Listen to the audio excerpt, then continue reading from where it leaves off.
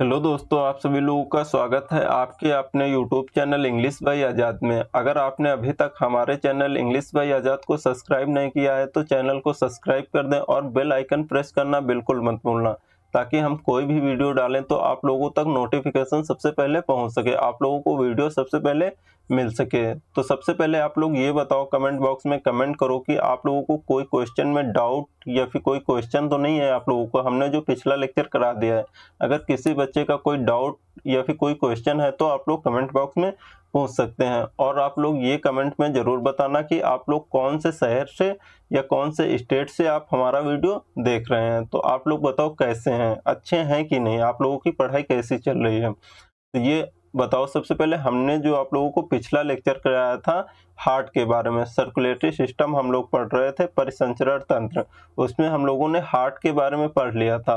ये हार्ट के बारे में हमने क्या क्या पढ़ा था, हमने हार्ट के बारे में कितने चैम्बर होते हैं, कितने आपके वाल्व होते हैं, हार्ट बीट के बारे में पढ़ा था, ब्लड प्रेशर के बारे में पढ़ा था, और हम लोगों ने हृदय ध्वनि के बारे में पढ़ा था, आपकी हार्ट साउंड के बारे में भी पढ़ा था।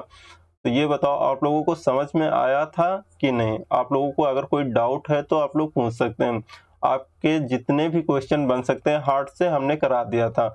आप लोगों के पास में प्रीवियस ईयर बुक तो होगी, आप लोग एक बार प्रैक्टिस जरूर कर लेना कि आप लोगों से क्वेश्चन बन रहे हैं कि नहीं। तो आज हम लोग पढ़ेंगे ह्यूमन ब्लड के बारे में। देखो, ब्लड के बारे में हम लोग क्या क्या पढ़ेंगे। यहाँ पर हम लोग ह्यूमन ब्लड को दो कैटेगरी में पढ़ेंगे। एक तो आपका हम लोग ब्लड के बारे में पढ़ेंगे और दूसरा हम लोग पढ़ेंगे ब्लड ग्रुप के बारे में, कि आपका आप किससे ब्लड दे सकते हैं, किससे आप ब्लड ले सकते हैं, आपके कितने ब्लड ग्रुप होते हैं। और यहाँ पर हम लोग पढ़ेंगे ब्लड के बारे में, तो यहाँ पर आपके WBC, RBC, प्लेटलेट्स, ये सभी क्या होते हैं।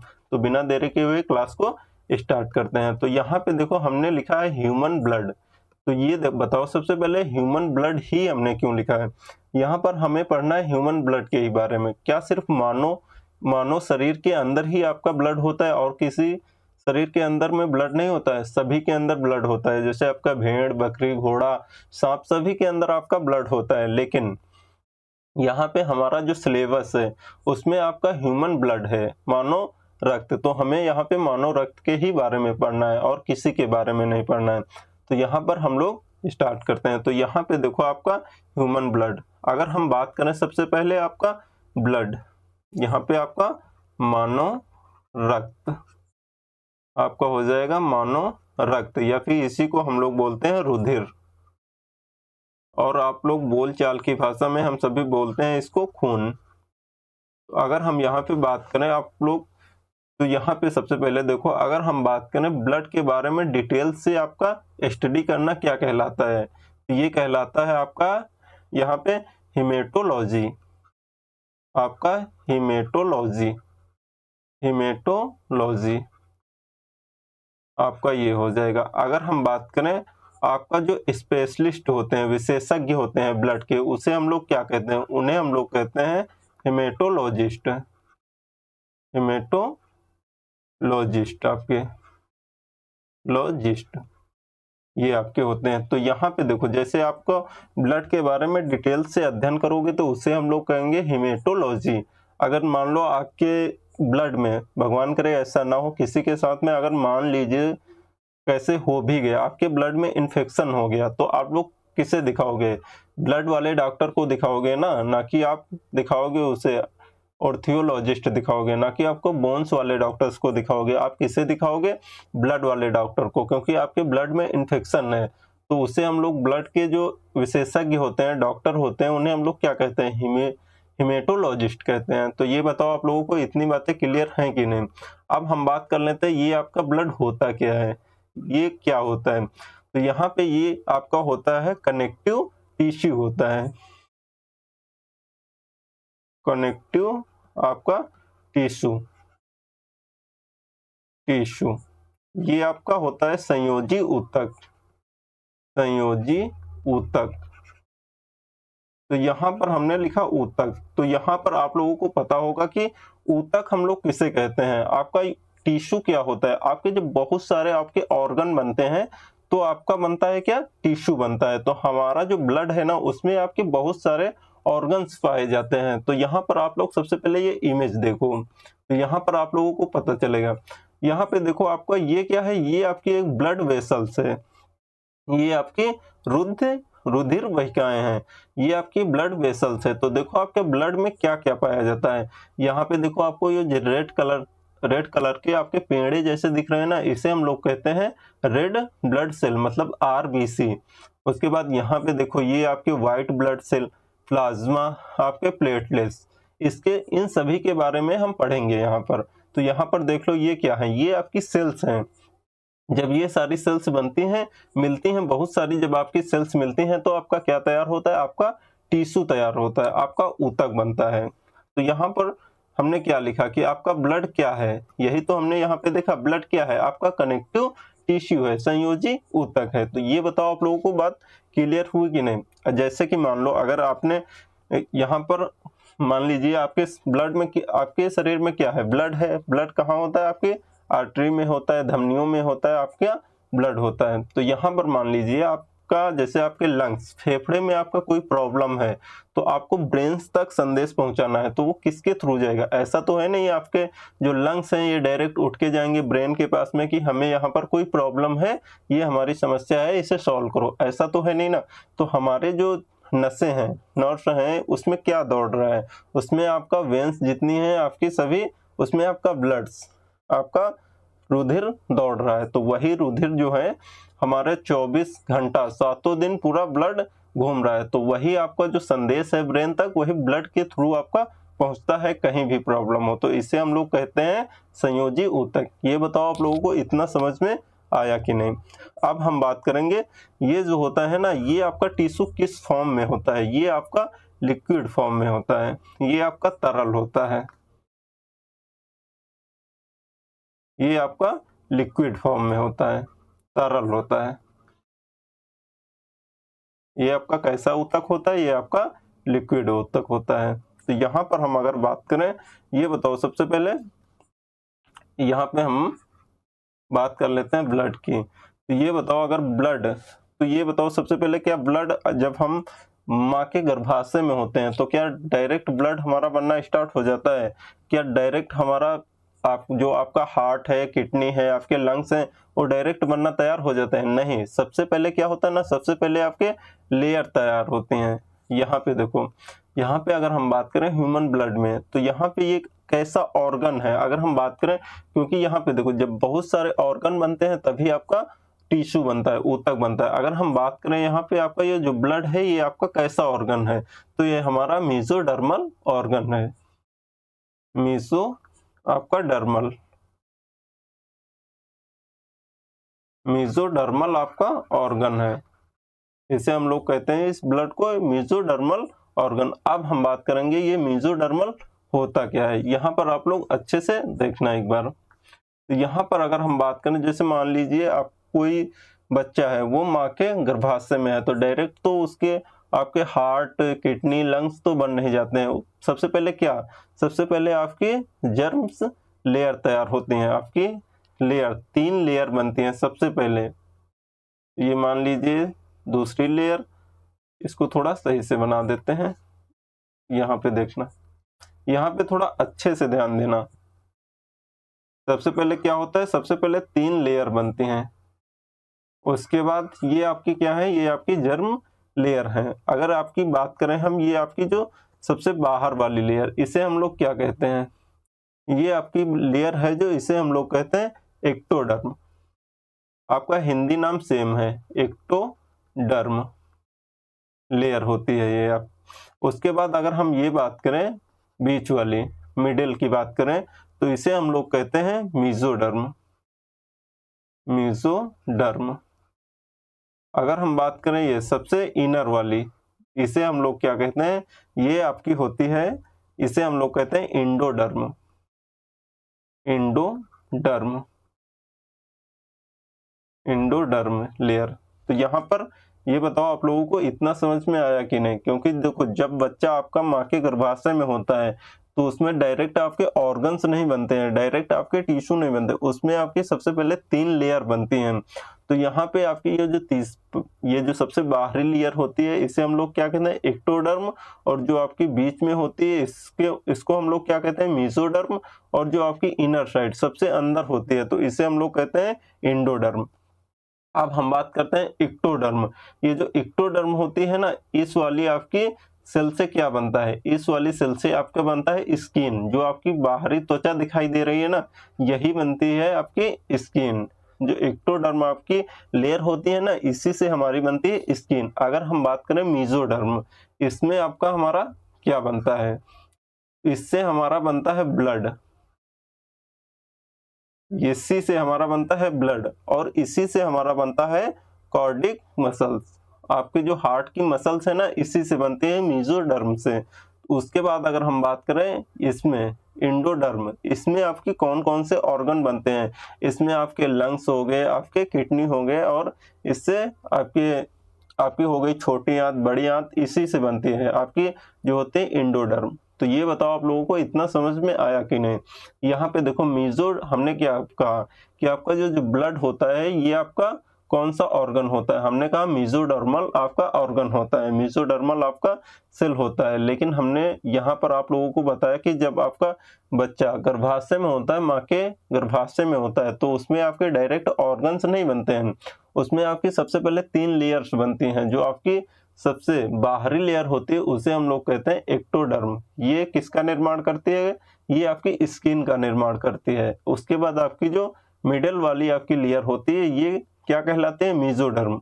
इसमें आपका क्या, ये किसका निर्माण करती है, ये आपका ब्लड का निर्माण करती है, और इसमें इसी से आपकी जो होती है ना कार्डियक मसल्स, आपकी हृदय की जो मसल्स होते हैं ना, इसी से तैयार होते हैं मेसोडर्म से। अगर हम बात करें इनर वाली आपकी लेयर, इससे हम लोग क्या कहते हैं, एंडोडर्म। इससे हमारा क्या तैयार होता है, इससे हमारा लंग्स हो गई, आपकी किडनी, इससे। तो इतना आप लोगों को समझ में आया कि नहीं। तो यहाँ पर आप लोग एक बार अच्छे से देख लो।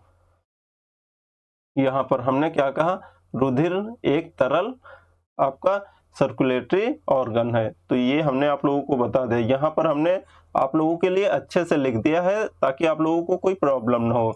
उसके बाद यहाँ पर हमने आप लोगों को बता दिया है रुधिर एक कैसा ऊतक है, ये आपका संयोजिक कनेक्टिव टिश्यू है। तो यहाँ पर आप लोगों को इतना समझने में कोई दिक्कत नहीं होनी चाहिए। यहाँ पर देखो हमने लिख दिया आपका रुधिर जो है इसके बारे में अध्ययन करना, आपको ब्लड के बारे में डिटेल से स्टडी करना क्या कहलाता है, हेमेटोलॉजी कहलाता है। यहाँ पे ये हमने बताया आपको, जो रुधिर के स्पेशलिस्ट होते हैं, विशेषज्ञ होते हैं, उसे हम लोग क्या कहते हैं, हेमेटोलॉजिस्ट कहते हैं। तो यहाँ पर देखो हमने लिखा है रुधिर एक मेसोडर्मल ऑर्गन है। तो यहाँ पर हमने बता दिया आपको कौन कौन सी आपके लेयर होते हैं। तो ये आप लोग याद रखना, यहाँ पर से आपके क्वेश्चन बनते हैं। यहाँ पे देखो अब नेक्स्ट, यहाँ पे देखो हमने लिख दिया है, जब बच्चा भ्रूण मतलब इम्ब्रियो माँ की गर्भाशय में होता है, अवस्था में होता है, तो उसका निर्माण 3 परत वाले भ्रूण में बनना शुरू होता है, तथा ये तीनों परत अलग अलग अंगों का निर्माण करते हैं। तो यहाँ पर देखो हमने लिख दिया आप लोगों के, जो आपका एक्टोडर्म लेयर होती है उससे आपका किसका निर्माण होता है, उससे हमारा स्किन का निर्माण होता है। ये आपकी सबसे बाहरी लेयर होती है। उसके बाद यहाँ आपकी जो ये मान लीजिए आपकी 3 लेयर हैं, ये आपकी सबसे जो बाहरी लेयर है ना, इसे हम लोग कहते हैं एक्टोडर्म। ये किसका निर्माण करते हैं, ये हमारा स्किन का निर्माण करती है। मेसोडर्म ये आपकी मिडल वाली, ये आपकी लेयर है मेसोडर्म, ये आपके हृदय की कार्डियक पेशी का निर्माण करती है और आपका ब्लड का फॉर्मेशन करती है। यही आपकी जो लेयर होती है मेसोडर्म। हमने यहाँ पर लिखा है एंडोडर्म, ये जो आपका इनर वाली लेयर होती है सबसे अंदरूनी वाली। तो ये आपका लंग्स हो गया, फेफड़े हो गया, आपका किडनी हो गया, आपका हार्ट और थायराइड ग्रंथ, किडनी आदि, इसी सभी का ये निर्माण करते हैं एंडोडर्म लेयर। तो ये बताओ यहाँ तक किसी को कोई प्रॉब्लम तो नहीं हुई ना, आप लोगों को इतना समझ में आया कि नहीं। अगर आप लोगों को इतना समझ में आया है तो एक लाइक जरूर कर देना। अब हम बात करते हैं आगे। यहाँ पर अब हम बात करेंगे रुधिर का निर्माण।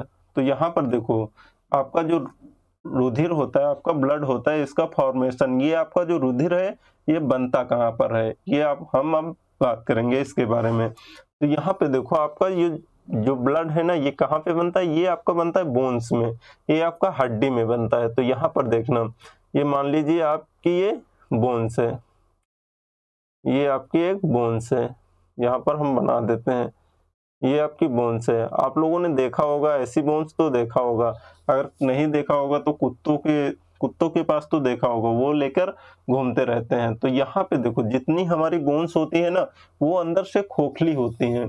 तो वहां पे ये जो आपका खोखला वाला पार्ट दिखाई दे रहा है ना, इसे हम लोग कहते हैं बोन मैरो। बोन मैरो, अस्थि मज्जा, बोन मैरो, बोन मैरो, ये आपकी होती है अस्थि मज्जा। यहाँ पे आपका क्या होता है, ब्लड का फॉर्मेशन होता है, यहीं पे आपका ब्लड बनता है। तो ये बताओ कि हमारे अंदर मानव शरीर के अंदर टोटल कितनी आपकी बोन्स होती हैं? टोटल हमारी बोन्स होती हैं 206, 206 आपकी बोन्स होती हैं। क्या सभी की सभी 206 बोन्स में आपका ब्लड बनता है? नहीं। ये मान लीजिए आपकी जो उंगलियां हैं, उंगलियों में आपके तीन, आपकी एक उंगली में आपकी कितनी बोन्स होती हैं? उसमें आपकी 3 बोन्स होती हैं। तो यहाँ पर देखो अगर आपकी एक बोन्स में 3 है तो कितनी छोटी छोटी हैं, उसमें आपका इतनी छोटी बोन्स में आपका ब्लड थोड़ी नहीं बनेगा, आपकी बड़ी बोन्स चाहिए। तो आपकी जो बड़ी बोन्स है, जैसे आपकी कलाई वाली बोन्स हो गई, आपकी जांघ वाली हड्डी, फीमर वाली बोन्स हो गई, इसमें आपका क्या ब्लड बनता है। जितनी आपकी बड़ी बड़ी आपकी बोन्स हैं तो उसी में आपका बनता है क्या, ब्लड, वहीं पर आपको होता है फॉर्मेशन ब्लड का। तो यहाँ पे अब बात आती है, यहाँ पे आपका ब्लड तो बन जाता है यहाँ पे, लेकिन आप लोगों के मन में एक डाउट आ रहा होगा कि ये जो ब्लड बन जाता है हमारा बोन्स के अंदर, ये बाहर कैसे आता है? तो सुनो, यहाँ पे ये जितनी आपकी बोन्स होती है ना, इसमें आपके छोटे छोटे पोरस होते हैं, आपके छिद्र होते हैं, यहाँ पर आपके छिद्र होते हैं छोटे छोटे, उसी छिद्र से आपका ये जो ब्लड है यही आपका बाहर आता है। ये बताओ आप लोगों को ये समझ में आया कि नहीं कि ब्लड आपका फॉर्मेशन कहाँ पे होता है, आपका ब्लड कैसे बनता है? आपका ब्लड बनता है बोन्स में। तो यहाँ पर देखो अब एक क्वेश्चन यहाँ से सबसे ज्यादा पूछता है, ये आपका बीपीएससी में बहुत क्वेश्चन पूछता है, तो यहाँ पे आप लोग अच्छे से ध्यान देना। अगर हम बात करें यहाँ पे एम्ब्रियो आपका, या फिर चाइल्ड, या फिर मान लीजिए आपका भ्रूण, या फिर बच्चा जो माँ के गर्भाशय में बच्चा है, और जो छोटा सा बच्चा होता है जिसका जन्म होता है या 2-3 महीने का होता है, उसके तो बहुत छोटी छोटी बोन्स होती हैं, वो आपकी सही तरीके से मेच्योर भी नहीं हो पाती हैं, परिपक्व भी नहीं हो पाते हैं। तो उसमें आपका ब्लड कहाँ पर बनता है? ये आपका क्वेश्चन बहुत पूछता है कि जो बच्चे होते हैं, भ्रूण होते हैं, उसका ब्लड कहाँ पर बनता है। तो आप लोगों का क्या आंसर होगा? देखो उनमें तो पूरी जो बोन्स होती हैं वो भी अच्छे से मेच्योर नहीं हो पाती हैं, वो भी नहीं बन पाते हैं। जब बोन्स ही अच्छे से नहीं बन पाती हैं तो आपका ब्लड कैसे बनेगा? तो यहाँ पर आप लोगों का आंसर होना चाहिए कि जो बच्चे होते हैं ना उनका ब्लड बनता है हमारा लीवर में, यकृत में उनका ब्लड बनता है। तो ये आप लोग अच्छे से याद रखना। यहाँ पे देखो हमने यही लिखा है, रुधिर का निर्माण, हमारा रुधिर कहाँ बनता है? तो आम तौर पर यहाँ पर रुधिर का निर्माण अस्थि मज्जा, बोन मैरो में होता है। अगर बात करें हम यहाँ भ्रूण मतलब इम्ब्रियो एंड चाइल्ड की अगर हम बात करें तो उसमें निर्माण कहाँ होता है आपका? तो वहां पर आपका निर्माण यकृत में होता है। तो इतना याद रखना। अब हम बात कर लेते हैं कि हमारा जो ब्लड होता है उसका तापमान कितना होता है, उसका टेम्परेचर कितना होता है। तो यहाँ पर आप लोग लिखना 38 डिग्री सेल्सियस आपका तापमान होता है किसका, ब्लड का। अगर हम बात करें यहाँ रुधिर का जो पीएच आपका मान होता है वो कितना होता है, वो आपका होता है 7.4 या आपको 7.5 देखने को मिल जाएगा। तो यहाँ पर आप लोग अगर 7.4 है तो आप लोग यही लिखना। अगर देखो हम बात करें कि ये 7.4 जो हमारा पीएच मान होता है ये कैसा होता है, ये एल्कलाइन नेचर का होता है। तो यहाँ पर आप लोग लिख लेना, एल्कलाइन नेचर का होता है, एल्कलाइन नेचर का होता है। ये हमारा क्षारी होता है, क्षारी प्राकृतिक का होता है, ये हमारा बेस होता है। तो ये बताओ आप लोगों को इतना समझ में आया कि नहीं? तो अब हम बढ़ते हैं नेक्स्ट। अब हम बात करेंगे रुधिर कि कितना, अगर हम बात करें रुधिर की क्वांटिटी की, कि हमारे जो शरीर में है, हमारे जो बॉडी में है वो कितना ब्लड होता है। अगर हम बात करें यहाँ पर किसकी, क्वांटिटी की, तो यहाँ पे आप लोग अच्छे से देखना। अगर हम यहाँ पे क्वांटिटी की बात कर लें, ब्लड की क्वांटिटी, मात्रा की बात अगर हम करें कि एक देखो अडल्ट मतलब आपकी एज 18 हो चुकी है, 18 प्लस है आपकी अडल्ट यहाँ पे, ये आपका एल है। तो यहाँ पर आप लोग अच्छे से देख लेना। तो अगर हम बात करें मेल, उसमें आपका कितना ब्लड होता है, उसमें आपका होता है 5.5 से 6.5 लीटर, नहीं तो आपको देखने को मिल जाएगा 5 से 6 लीटर, ये भी आपको देखने को मिल सकता है। 5.5 से आपको 6.5 लीटर या फिर 5 से 6 लीटर, देखो अलग अलग बुक में आपका अलग अलग लिखा है। तो यहाँ पर जो आपको ऑप्शन में मिले एग्जाम में तो आप लोग मार के आ जाना। अगर 5 से 6 लीटर, देखो वहां पे आपको इतना करीब नहीं देगा। आप लोगों के दिमाग में आ रहा होगा, आपके मन में एक डाउट आ रहा होगा कि अगर दोनों ऑप्शन आ गए तब हम क्या करेंगे। तो वहां पर आपको लगा के आना है 5 से 6 लीटर, लेकिन आपको ऐसा नहीं होगा क्योंकि इतना नजदीक वो देगा ही नहीं। तो ये आप लोग याद रखना, 5.5 से 6.5 लीटर आपका ब्लड होता है। किसमें, आपका मेल में।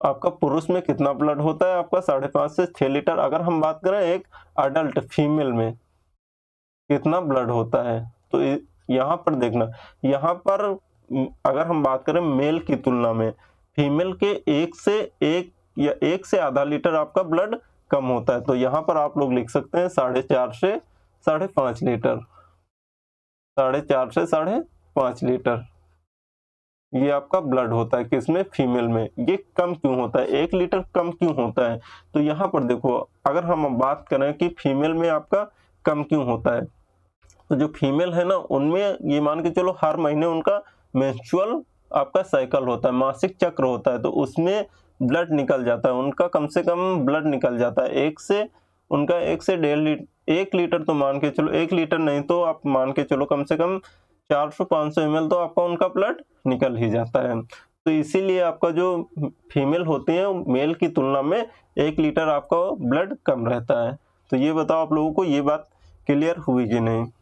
तो यहाँ पे देखो हमने यही लिखा है कि आपका जो रुधिर की मात्रा, अगर हम पुरुष की बात करें तो यहाँ पर हमने लिखा है 5 से 6 लीटर। हमने आप लोगों को बताया है कि अगर आप लोगों को ऑप्शन में मिल जाए 5 से 6 लीटर, अगर 5 से 6 लीटर ऑप्शन में ही नहीं है, वहां पर आपको दिया है 5.5 से 6.5 लीटर, तो आप लोग ये भी मार के आ जाना। अगर हम बात करें फीमेल में रुधिर की कितनी क्वांटिटी होती है, तो ये होती है आपकी 5 से 6 लीटर, मतलब 1 लीटर की कमी होती है पुरुष की तुलना में महिला में।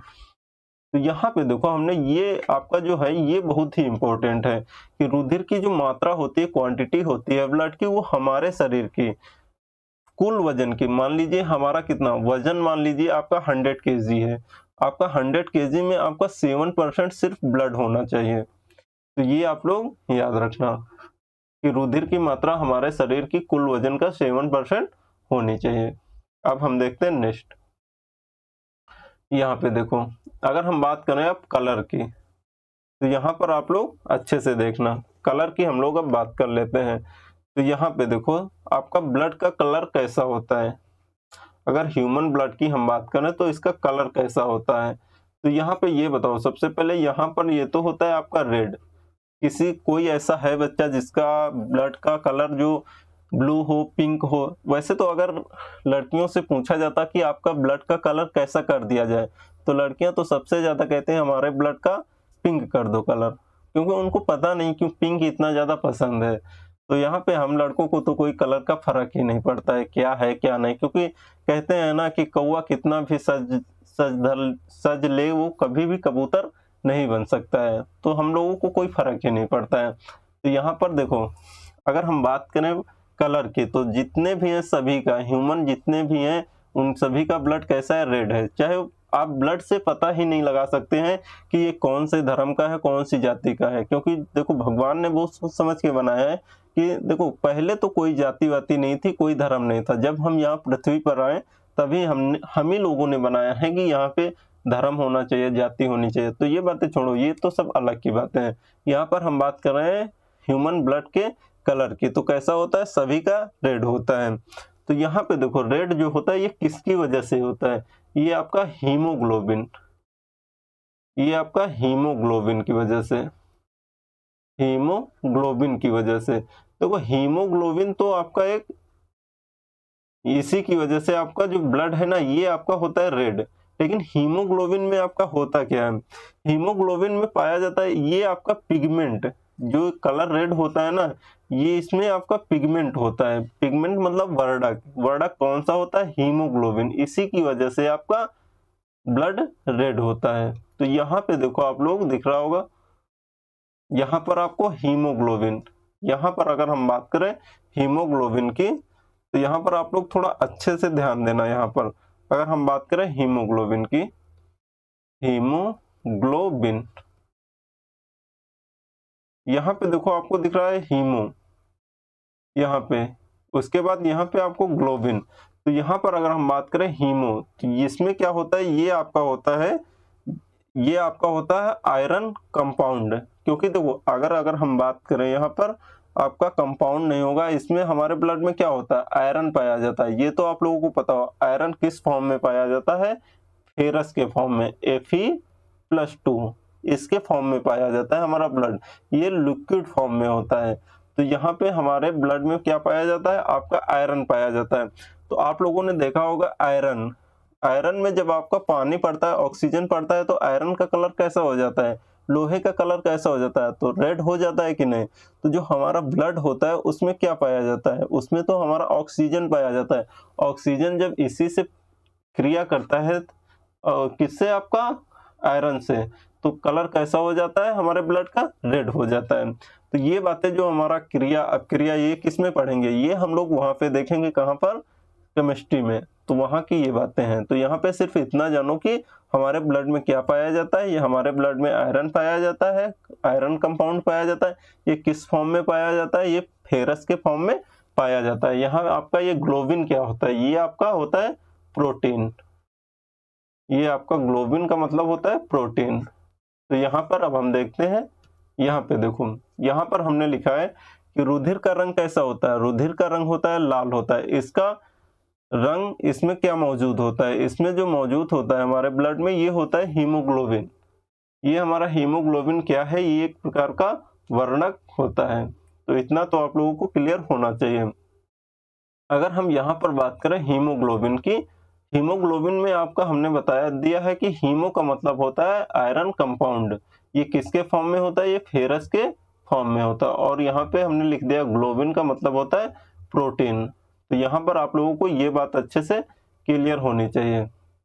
अगर यहाँ पर हम बात करें अब नेक्स्ट, तो यहाँ पर आप लोग देखो हमने बात किया ह्यूमन ब्लड का कलर आपका कैसा होना चाहिए, आपका रेड होता है। लेकिन यहाँ पर आपके क्वेश्चन बनते हैं, आपके किस प्रकार से क्वेश्चन बनते हैं, यहाँ पर आपसे पूछ लेता है। यहाँ पर आप लोग नोट करके लिख लेना अच्छे से, ये क्योंकि ये क्वेश्चन आपसे बहुत पूछा जाता है। यहाँ पर अगर हम बात करें कॉकरोच की, कॉकरोच की अगर हम बात करें यहाँ पर, उसका ब्लड जो होता है वो कैसा होता है कॉकरोच का, तो वो उसका ब्लड जो है ना, उसका ब्लड होता है व्हाइट। हमारा ब्लड जो है वो रेड क्यों होता है, कौन से आपका पिगमेंट की वजह से होता है। जो हमारा ब्लड है वो रेड होता है, वो कौन से पिगमेंट की वजह से होता है, वो हीमोग्लोबिन के पिगमेंट की वजह से होता है। लेकिन आपका जो कॉकरोच का ब्लड होता है वो कौन से कलर का होता है, वो होता है व्हाइट। ये आपके कौन से पिगमेंट की वजह से होता है, तो यहाँ पर लिख लेना ये हीमोलिम्फ की वजह से, ये हीमोलिम्फ, हीमोलिम्फ, ये आप लोग लिख लेना। अगर हम बात करते हैं नेक्स्ट, अगर हम बात करें ऑक्टोपस, ऑक्टोपस ये तो आप लोगों ने सुना होगा। अगर हम बात करें ऑक्टोपस का जो ब्लड का कलर होता है वो कैसा होता है, तो वो होता है उसका ब्लू, नीले कलर का, ब्लू कलर का आपका होता है। तो इसमें आपका कौन सा वर्णक पाया जाता है, इसमें कौन सा आपका पिगमेंट होता है, इसमें आपका होता है हीमोसाइनिन, हीमोसाइनिन। तो ये आप लोग लिख लेना हीमोसाइनिन। तो यहाँ पे देखो हिंदी नाम सेम है, हिंदी और इंग्लिश नाम इसमें सेम है। तो हमारा कौन सा पिगमेंट होता है किसमें, ऑक्टोपस में, इसमें आपका हीमोसाइनिन होता है, लेकिन इसमें आपका कौन सा, देखो हमारे ब्लड में अगर हम बात करें ह्यूमन ब्लड में, उसमें आपका कौन सा पिगमेंट पाया जाता था, हीमोग्लोबिन। हीमोग्लोबिन में क्या पाया जाता था, आपका लोहा पाया जाता था, आयरन पाया जाता था, किसके फॉर्म में, आपके फेरस के फॉर्म में। अगर हम बात करें ऑक्टोपस में, ऑक्टोपस का ब्लड कैसा होता है, ब्लू होता है, उसमें आपका जो पिगमेंट होता है कौन सा होता है, हीमोसाइनिन होता है। इसमें आपका क्या पाया जाता है, इसमें आपका कोबाल्ट पाया जाता है, कोबाल्ट। तो ये आप लोग याद रखना। अगर अब हम बात कर लेते हैं नेक्स्ट, तो यहां तक आप लोगों को तो क्लियर होगा। तो ये आप लोग 2 पॉइंट अलग से लिख लेना, क्योंकि ये बहुत ही इंपॉर्टेंट है। ये आप लोगों के बीपीएससी में क्वेश्चन पूछे गए हैं, तो ये आप लोगों को याद रखना है और अच्छे से नोट कर लेना है। यहाँ पे अब हम देखते हैं नेक्स्ट। यहाँ पे अब हम बात करेंगे मानव शरीर में रुधिर के प्रकार। जब हम आप लोगों को हार्ट पढ़ाया था, तो वहां पर हमने आप लोगों को बताया था कि हमारा ब्लड कितने प्रकार का होता है। ब्लड आपका 2 प्रकार के होते हैं, कौन कौन से, एक तो होता है आपका प्योर ब्लड, प्योर ब्लड, उसके बाद आपका दूसरा इम्प्योर ब्लड, इम्प्योर ब्लड। अगर हम प्योर ब्लड की बात करें, हमारा प्योर ब्लड कैसा होता है, तो आप लोगों ने अगर पिछला लेक्चर देखा होगा सभी हार्ट वाले, तो वहां पर आप लोगों को एक एक बात क्लियर होगी अच्छे से। अगर हम बात करें प्योर ब्लड की, तो इसमें क्या होता है ना, इसमें ऑक्सीजन की मात्रा ज्यादा होती है, ऑक्सीजन की मात्रा ज्यादा होती है, और CO2 की मात्रा इसमें कम होती है। अगर हम बात करें इम्प्योर ब्लड की, तो इसमें क्या होता है, इसमें आपकी ऑक्सीजन की मात्रा कम होती है और CO2 की मात्रा आपकी ज्यादा होती है। तो यहाँ तक आप लोगों को समझ में आया कि नहीं? अगर आप लोगों को समझ में आ रहा है तो आप लोग एक लाइक जरूर कर देना और अपने दोस्तों के साथ में वीडियो को शेयर जरूर कर देना। तो अब हम बात करेंगे, यहाँ तक आज की क्लास हम रहने देते हैं, अब हम बात करेंगे नेक्स्ट क्लास में। तो मिलते हैं नेक्स्ट क्लास में, तब तक के लिए थैंक यू सो मच। आप लोग अच्छे से पढ़ाई करना और अपने मम्मी पापा का ख्याल रखना, और अपना सर्दी आ चुकी है और अपना भी ख्याल अच्छे से रखना। तो मिलते हैं नेक्स्ट वीडियो में, तब तक के लिए बाय बाय, टेक केयर।